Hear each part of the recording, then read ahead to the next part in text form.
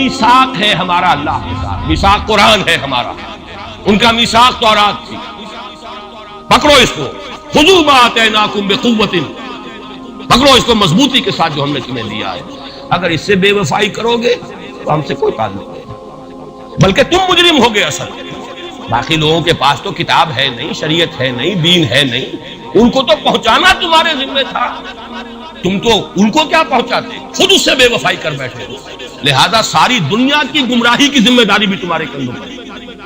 یہ ہے وہ جرم جس کی بنا پر سزا ملے گی، سزا کے مستحق ہیں ہم، اور ہم میں سب سے بڑھ کر عرب ہیں جن کی مادری زبان عربی ہے، جن کو صرف نحو پڑھنے کی ضرورت نہیں قرآن سمجھنے کے لیے، وہ تو از دل خیزت بر دل ریزت، براہ راست کمیونیکیشن قرآن سے ہو رہی ہے۔ وہ بے وفائی کریں تو ظاہر بات ہے مہا مجرم وہ ہے، لیکن پھر غیر عرب مسلمانوں میں اس وقت روئے ارضی پر سب سے بڑی مجرم قوم 10 کروڑ مغربی پاکستان، یہ میں ڈنکے کی چوٹ کہہ رہا ہوں اور بہت عرصے سے کہہ رہا ہوں، اس لیے کہ ہم وہ لوگ ہیں کہ جنہوں نے اسلام کے نام پر ملک بنایا۔ کوئی ملک دوسرا دنیا میں اس وقت اسلام کے نام پر نہیں بنا۔ ہم وہ لوگ ہیں پاکستان بنانے کے لیے لاکھوں جانیں مسلمانوں کی کلمہ گوؤں کی گئیں اور ہزاروں عصمتیں لوٹی، اور نہ معلوم کتنی مسلمان لڑکیاں اور عورتیں جو ہے رہ گئی پھر بھی ہمیشہ ہی سکھوں کے پاس، اور وہ آئی نہیں پاکستان اس اسلام کے نام۔ اور کیا کیا ہے ہم نے؟ 46 برس ہو گئے، اس کہاں اسلام ہے؟ لہذا اس سے بڑی مجرم قوم عربوں کے بعد ہم یہ کہہ سکتے ہیں ہمارا عام آدمی قرآن نہیں پڑھتا، قرآن جانتا نہیں، ٹھیک ہے، اپلی ہے کچھ نہ کچھ، اس اعتبار سے ان کے بعد نمبر ہمارا ہے، لیکن باقی پوری دنیا کے مسلمانوں سے بڑھ کر مجرم۔ اور ہم اصل میں نہ صرف یہ کہ خود اپنے حصے کے مجرم ہیں، بھارت کے مسلمانوں کا بھی سارا وبال ہماری گردن ہے۔ آج میں چاہتا ہوں کہ اس کو آپ اچھی طرح سمجھیں۔ بھارت کے مسلمانوں نے، جسے آپ فرض کفایہ کہتے ہیں، نماز جنازہ فرض کفایہ، چند لوگوں نے بھی کسی مسلمان کی نماز پڑھ لی تو سب کی طرف سے ادا ہوگی، کسی نے بھی نہیں پڑھی تو سب مجرم ہو جائیں گے، بستی کے سب لوگ مجرم ہوں گے۔ بھارت کے مسلمانوں نے فرض کفایہ ادا کیا جب پاکستان بنوا دیا آپ کو، اور اس کی قیمت آج بھی وہ دے رہے ہیں۔ کھلے نعرے لگ رہے ہیں، مسلمان کے 2 استھان، پاکستان یا قبرستان، تیسرا کوئی نہیں۔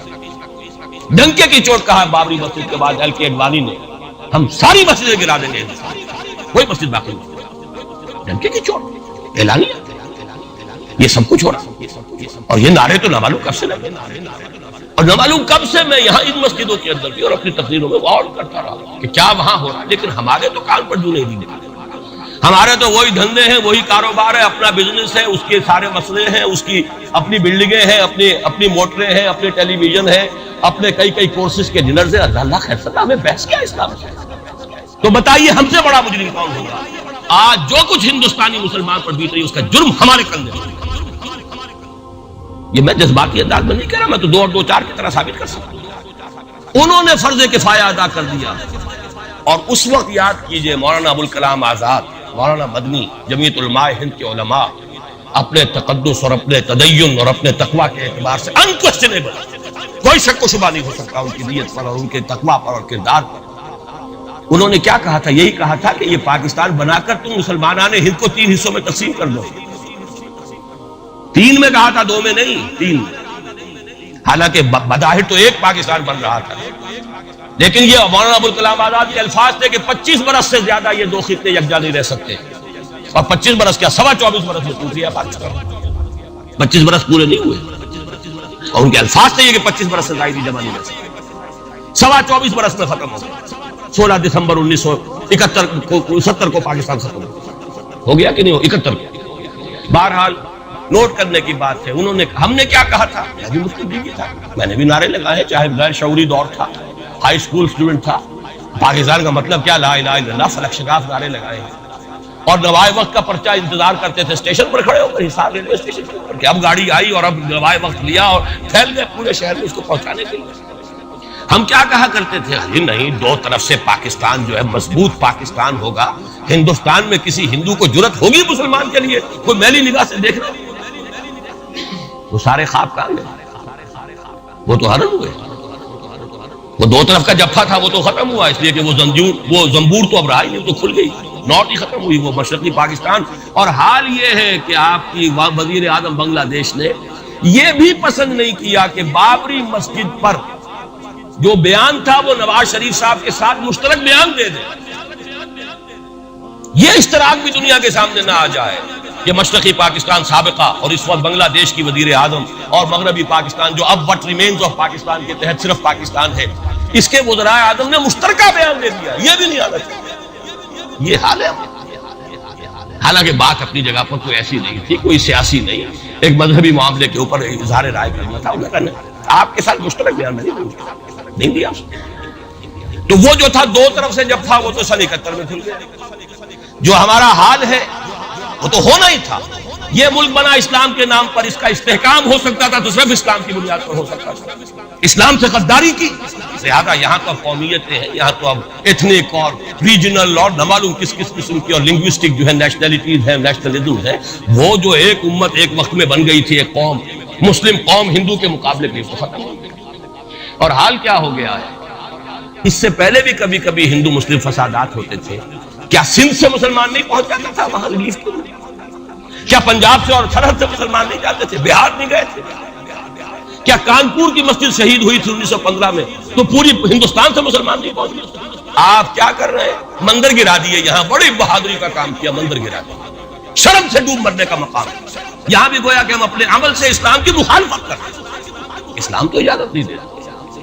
آپ کسی اور کے جرم کی سزا کسی اور شخص کو نہیں دے سکتے. ہمارے پاس تو یہ سیکریٹ ٹرسٹ ہے. ذمہ وہ اپنے آپ کو منواتے نہیں، لیکن ہمارے تصور سے، اسلام کے تصور سے ذمہ ہے. ان کی جان، مال، عزت، آبرو، ان کی عبادت گاہوں کی حفاظت کا ذمہ ہے ہمارا. ایک بڑی بہادری کی ہے. ذرا سوچئے تو صحیح کیا دنیا نے سوچا ہوگا. اور نتیجہ کیا نکلا؟ اگر کسی درجے میں بھی بابری مسجد کی شہادت پر کوئی دنیا میں کوئی رائے عامہ ہو سکتی تھی کوئی ہندوستان کے خلاف، جو انہوں نے کیا 10 گنا تم نے کر لیا. تم نے ایک مسجد گرائی ہے، تم نے اتنے 100 کہتے ہیں، پتہ نہیں مجھے تو معلوم نہیں 100 گرائے کتنے گرائے ہیں. 12 جتنے مندر تھے تم نے گرا دیے. فرق کیا ہے؟ ایک کردار ہے تمہارا، ایک ہی تمہارا اخلاق ہے، ایک ہی تمہارا معیار ہے، کوئی فرق نہیں. بلکہ وہاں تو کم سے کم یہ تو رہا ہے دنیا کی آنکھوں میں دھول ڈالنے کے لیے کم سے کم یہ کہ فارن منسٹری جو ہے اس نے ریزائن کی. ہم نے مان لیا کہ ہم نہیں کر سکے، ہم مدنی کر. حالانکہ سب ان کی اجازت سے ہوا ہے، بلکہ ان کی ملی بھگت سے ہوا. لیکن یہ کہ کلیان سنگھ نے فوراً استعفیٰ دے دیا منسٹری ختم. پھر وہ بھارت کی مرکزی حکومت نے اور بھی پارٹیز کو بھی بین کر دیا. اور اس کے بعد یہ ہے کہ انہوں نے حکومتیں بھی 3 اور صوبوں کی توڑ دی. وہ تو سرخرو ہو گئے پوری دنیا کی جو رائے عامہ. ہم اس کے سوا کیا کر سکتے ہیں؟ ہمارا ایک دستور ہے، دستور میں جو بھی صوبائی حکومت ہوتی ہے اس کی اجازت کے بغیر ہم فوج بھیج نہیں سکتے. وہاں پہ صوبائی حکومت تھی، اس نے ہمیں یقین دہانی کرائی تھی. سپریم کورٹ کو بھی یقین دہانی کرا دی تھی کہ مسجد کو کچھ نہیں ہوگا. تو ہم تو اس کے اوپر ڈیپینڈ کر رہے تھے. ہے سب جھوٹ، سب کو پتا تھا جو کچھ ہوگا. اندر خانے ملی بھگت تھی. لیکن یہ ہے کہ کم سے کم انہوں نے فیس سیونگ کے لیے ان کے پاس مواد موجود ہے. آپ کے پاس تو وہ بھی نہیں. آپ کے تو اخبارات نے لکھا ہے کہ کارپوریشنز کے ٹریکٹرز جو ہے گئے ہیں گرانے کے لیے. اور وزراء جو ہے، ایک وزیر کا نادر پرویز کا تو نام آیا ہے، اخبار میں خبر تھی، ہم نے بھی پڑھی تھی، فوٹو بھی دیکھا تھا کہ وہ خود ہاتھ میں پھاوڑا لے کر جو ہے وہ منظر گرانے کے لیے. یہ جو صورتحال ہے جان لیجئے. اس وقت میں آپ کو بتانا چاہتا ہوں ہندوستان کے مسلمان پر تو جو قیامت بیت رہی ہے. میں نے اپنا ایک تاثر کچھ عرصے پہلے یہاں شد بیان کیا تھا، رہا ہے میرا تاثر. اور وہ ہے اصل میں وہ لاسٹ سپر جو ہے انجیل میں جس کا تذکرہ ہے حضرت مسیح علیہ السلام نے جو آخری کھانا رفع سماوی سے قبل کھایا ہے اس باغ میں جہاں روپوش تھے اپنے حواریین کے ساتھ.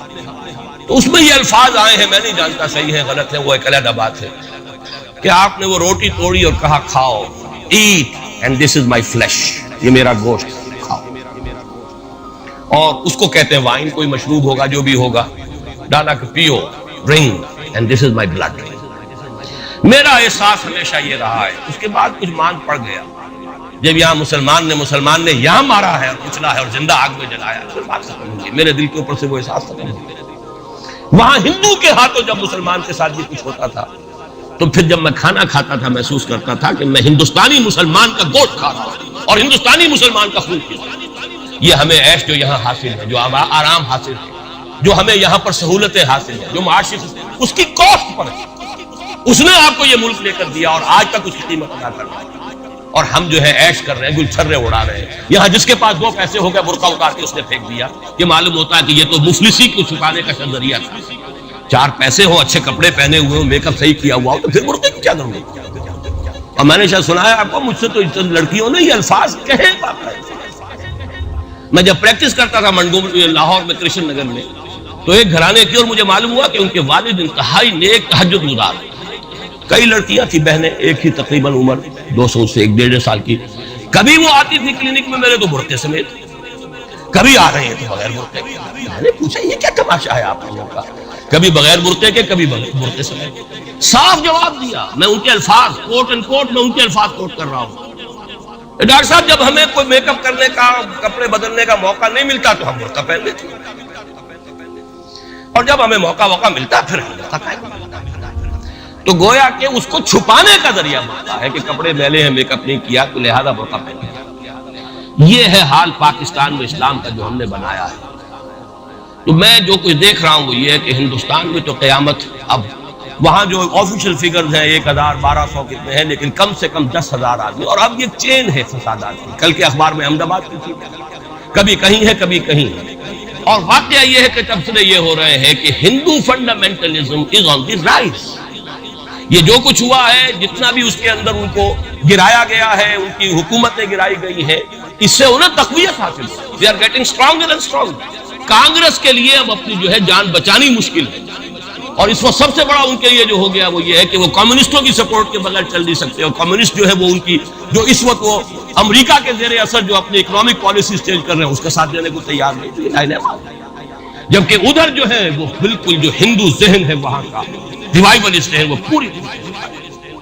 تو اب اس وقت میں اس کے حوالے سے عرض کر رہا ہوں کہ ہندوستان اور پھر پاکستان کو علیحدہ نہ سمجھیے. اس لیے کہ ہندوستان کو اگر انہوں نے مسلمانوں سے یا اسلام سے خالی کرا لیا تو پھر ان کے بعد ان کا ٹارگٹ جو ہے پاکستان تو ہے ہی ہے. ہم تو ان کے ٹارگٹ نمبر 1 ہیں. ذہناً انہوں نے کبھی پاکستان کو، اور ہمارا اب ساتھی ہے کون؟ اللہ پر تو نہ یقین نہ اس سے ہمارا تعلق. جو معاملہ نہ دارت سخن آشنا نہ باشد. اللہ سے تعلق کیا ہے؟ اللہ سے کون سی دوستی ہے؟ اللہ کیوں ساتھ ہے ہمارا؟ ہم تو مجرم ہیں نمبر 1 اس کے. اور باقی دنیا میں جن پر سہارا تھا، جن پہ تکیہ تھا، وہی پتے ہوا دے رہے تھے. وہ تو بالکل امریکہ کی پالیسی معلوم ہوتی ہے کہ ہمیں تو ہاتھ پاؤں باندھ کر جیسے ہندو کے سامنے ڈال دیا. کبھی وہ ٹیررسٹ اسٹیٹ قرار دینے کی دھمکی آ جاتی ہے، فیلرز کی شکل میں آ جاتی ہے. یہ فیلرز دیے جاتے ہیں اس لیے تاکہ بات پہنچ جائے. اگر صرف بات اس طریقے سے انڈائریکٹلی پہنچنے سے مطلوبہ مقصد حاصل ہو جائے تو خام خواہ براہ راست کہنے کی ضرورت کیا ہے؟ مطلب تو حاصل ہو. سب نے سجدہ صحب کیا ہوا.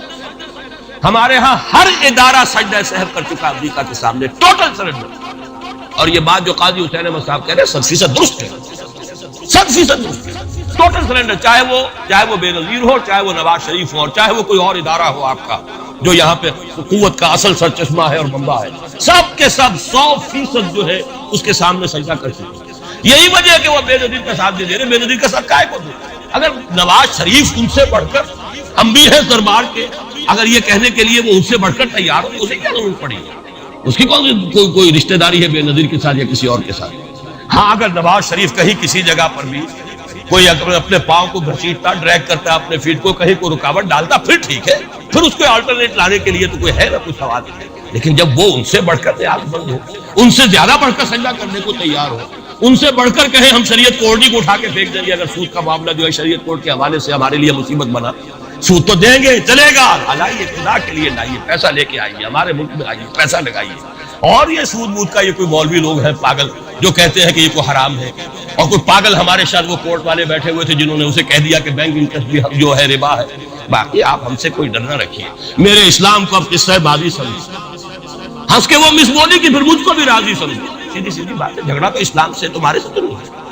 نہ بے نظیر سے جھگڑا ہے اور نہ نواز شریف سے جھگڑا ہے. جھگڑا اسلام سے. اس حوالے سے بہت برا وقت ہے.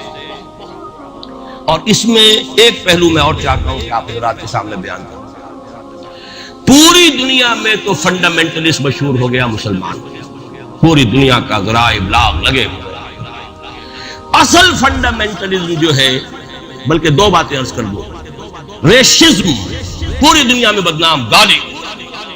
اور اصل ریشسٹ ملک اسرائیل، اسے کوئی کچھ نہیں کہتا. اس لیے کہ وہ مذہبی ریاست نہیں ہے، وہ تو بلکہ یہودیت ہے ہی نسلی مذہب۔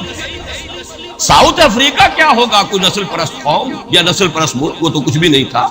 اصل جو نسل پرست ہیں وہ تو یہود، انہیں کوئی کچھ نہیں کہہ رہا۔ ریشسٹ وہ فنڈامنٹلزم اصل جو چلا ہے وہ ہندوستان میں چلا ہے، بدنام پوری دنیا میں مسلمان ہیں۔ لیکن اب اس کا میں بلیم نہ امریکہ کو دے سکتا ہوں نہ کسی اور کو۔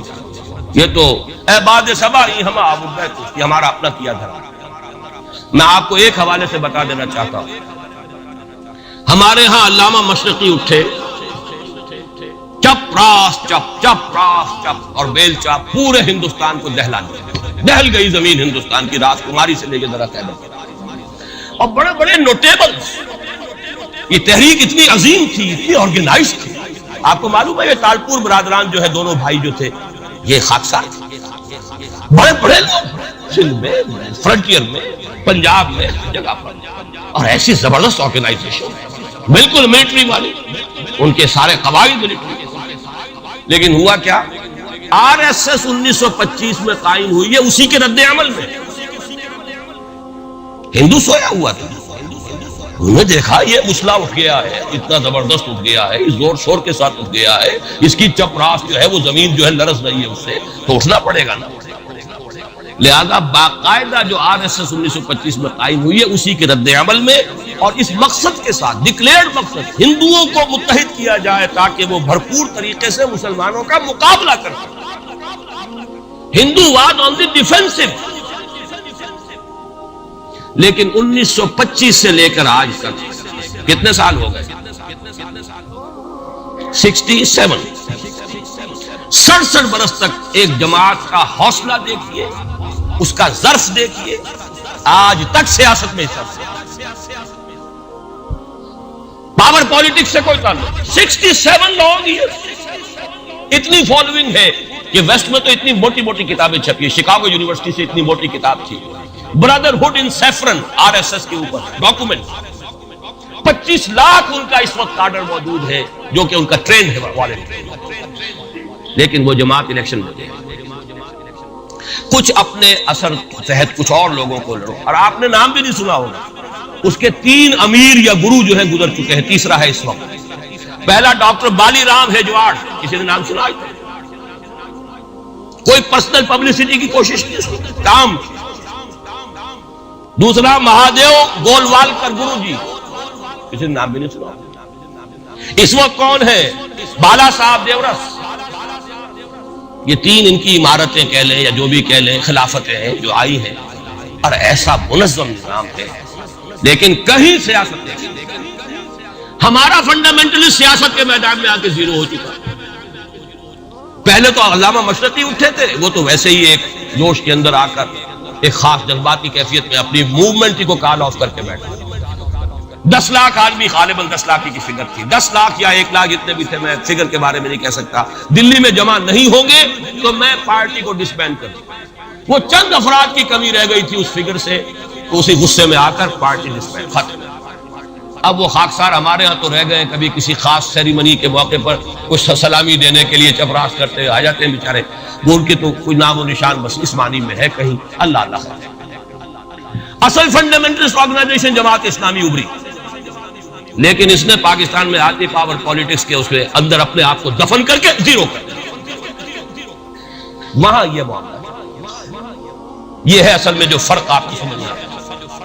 یہ 1925، یہ جو دوسری جماعتیں ہیں، وی ایچ پی ہے، وشوا ہندو پریشد، یہ اس کی ایک ذیلی تنظیم ہے، جیسے جماعت اسلامی کی ذیلی تنظیمیں ہیں اسی طرح کی ذیلی تنظیم ہے۔ آر ایس ایس خود کبھی نہیں آئی پالیٹکس، اور 2 مرتبہ تاریخ میں اس کو بین کیا جا چکا ہے ہندوستان میں، چونکہ آر ایس ایس کا آدمی تھا جس نے گاندھی کو اسیسینیٹ کیا تھا 1948 میں، دی پارٹی واز بین۔ اس کے بعد جب اندرا گاندھی کا دور آیا ہے وہ ایمرجنسی کا، اس میں بھی پارٹیز نے بین کی تھی، آر ایس ایس بھی بین ہوئی، لیکن ہر مرتبہ پہلے سے زیادہ ابھر کر آیا۔ اور آج یہ سب کے سب وی ایچ پی والے، بی جے پی والے، یہ سب در حقیقت آر ایس ایس کے ہیں، اور یہ ان کا ڈکلیئرڈ ایم اب بن چکا ہے، اور حالات جو ہیں ہم اس سزا کے بالکل مستحق ہو چکے ہیں۔ اسیا سے کبھی ہم نے کنارہ نہ کیا، لیکن تیری رحمت نے گوارا نہ کیا. یہ تو ہو سکتا ہے اب بھی ہم اسی اللہ کی رحمت پر تو ادھار کھا سکتے ہیں، لیکن واقعہ یہ ہے کہ ہم اس سزا کے بالکل مجرم ہو چکے ہیں اور مستحق بن چکے ہیں. اور نظر یہ آ رہا ہے کہ اب حالات ہمارے لیے زیادہ سے زیادہ پیچیدہ سے پیچیدہ، مشکل سے مشکل اور زیادہ سے زیادہ جو ہے گمبھیر ہوتے چلے جا رہے ہیں. بھارت میں ہندو فنڈامنٹلزم بڑی تیزی کے ساتھ ایک طوفانی شکل کے اندر ہے، اور بھارت میں تو مسلمان تنظیم کوئی ہے ہی. آپ کے شاید علم میں آیا 2 جماعتیں بین کر دی، جماعت اسلامی بین. ارے جماعت اسلامی بھارت کی جو اصل جماعت ہے وہ تو ایک علمی کام کرنے والی، دعوتی کام کرنے والی، قرآن مجید کے تراجم شائع کی سیاست میں تو ہے ہی نہیں. لیکن یہ کہ اس کا اور سوال ہی پیدا نہیں ہوتا ٹیررزم کا یا کسی درجے میں بھی کوئی اس طرح کی ایکٹیویٹی جماعت اسلامی. لیکن وہ ہے نا کہ وہ ترازو کا ایک پلڑا اگر ادھر 3 کو بین کیا تو ادھر بھی 2 تو ہو کم سے کم، وہ جماعت اسلامی بین. ہاں کشمیر میں جماعت اسلامی کا ایک رول ہے، لیکن کشمیر کی جماعت اسلامی علیحدہ جماعت اسلامی، وہ ہندوستان کی جماعت اسلامی سے اس کا تعلق نہیں ہے. جیسے پاکستان کی جماعت اسلامی، مشرقی پاکستان یا بنگلہ دیش کی جماعت اسلامی، ہندوستان کی جماعت اسلامی اور کشمیر کی جماعت، یہ 4 علیحدہ ہیں، ان کا آپس میں تنظیمی رابطہ کوئی نہیں. کشمیر کی جماعت اسلامی یقیناً ہے، اور یہ سمجھتا ہوں میں، اور یہ صحیح بات ہے، بعض تبصرہ نگاروں نے لکھی بھی ہے کہ اصل میں اس وار سے انہوں نے کشمیر کے مسئلے میں جب یہ بین کیا ہے وہاں کے 3 ہندو جماعتوں کو، تو اس کے ساتھ ہی 2 مسلمانوں کو ایک لپیٹ میں لے کر پارٹیز کو، تو کشمیر میں جو جماعت اسلامی چونکہ ابھی تک وہ بینڈ نہیں تھی اور جماعت اسلامی کا آرگنائزیشنل جو ہے بیکنگ مل رہی تھی حزب المجاہدین کو، جو وہاں پر جو بھی اس وقت وہ جد و جہد کر رہی ہے، لہذا اس کو کمزور کرنے کے لیے کیا ہے. لیکن یہ کہ ہندوستان میں کوئی مسلمانوں کی لیڈرشپ ہے، سارے قائدین تو پاکستان بنا کے پاکستان آ گئے تھے، رہ تو گئے تھے وہاں پہ وہی جمعیت علماء ہند کے لوگ. اس وقت بھی سنبھالا ہے تو انہوں نے سنبھالا، مولانا حفظ الرحمان سیوہاروی نے سنبھالا ہے، مولانا ابوالکلام آزاد نے کچھ سنبھالا دیا جتنا بھی لے سکے. باقی مسلم لیگی تو سبھی آ گئے تھے، وہاں سے رہ کون گیا لے دے کر مدراس میں کوئی 1-2 اور کیرالہ کے اندر. کیرالہ میں البتہ یہ کہ راشٹریہ سیوک سنگھ کے مقابلے میں مسلم سیوک سنگھ قائم کیا گیا اور وہ کام بہت اچھا کر رہے ہیں.